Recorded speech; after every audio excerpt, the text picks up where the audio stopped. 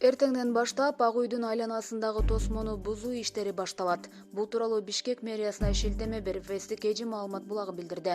Маалыматка ылайык, эртең мененки саат 10:00 тазалык муниципалдык ишканасынын атайын бөлүгү Ак үйдүн айланасындагы тосмону буза баштайт. Эскерте кетсек, буга чейин парламенттин жаңы төрагасы Талант Мамытов бул идеяны колдоп, чиновниктер элге жакын болушу керектигин белгилеген. Булак чындык Кежи. Саламаттык сактоо министрлиги коронавирус жуктуруунун туу чокусу ноябрдын аягына туш келерин болжоодо.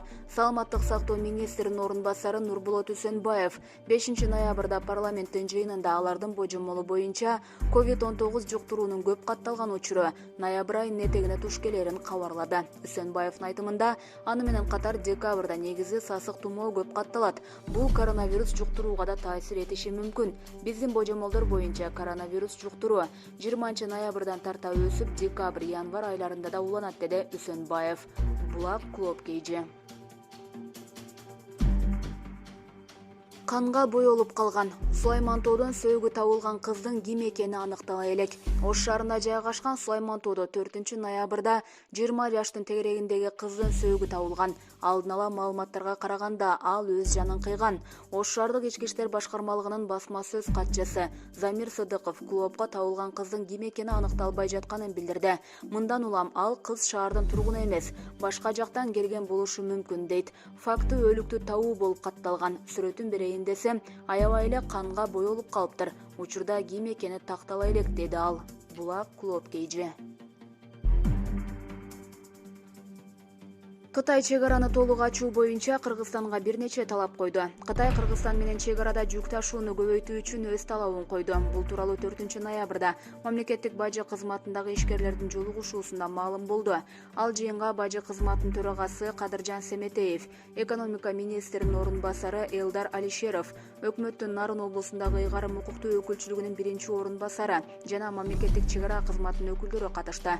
Жыйында белгилүү болгондой, кыргыз тарап Кытайга жүк ташууну көбөйтүү жөнүндө өтүнүч менен кайрылган. Буга Кытай тарап жооп берип, жүк ташууну көбөйтүү үчүн өз талаптарын сунуштаган. Алар автотранспорт жана чиркек иштеринин санитардык техникалык абалын сактоо, бузулган эски унааларды ташууларга жол бербөө, жүктөрдү өткөрүп жатканда автоунаалардын техникалык эрежелеринин дал келишин эске алуу, Кыргызстандагы Кытай компаниялардын коопсуздугун сактоо. Булак Азаттык.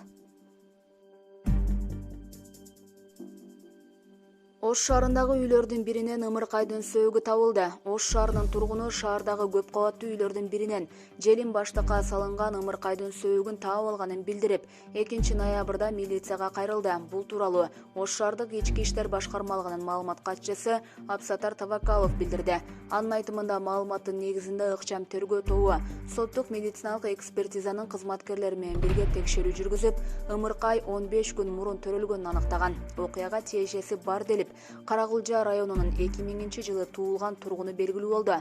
Ал 16 октябрда өлүү төрөлгөнүн, андан коркуп, баштыкка салып катып койгонун айткан, деди Тавакалов. Бул боюнча ымыркайга жана аны төрөгөн апасына соттук медициналык, психикалык экспертиза дайындалып, иликтөө иштери жүрүп жатат. Маалыматка караганда, үйүнөн ымыркайдын сөөгүн таап, милицияга кайрылган аялга баланы калтырып кеткен келин тууган болот. Булак Азаттык.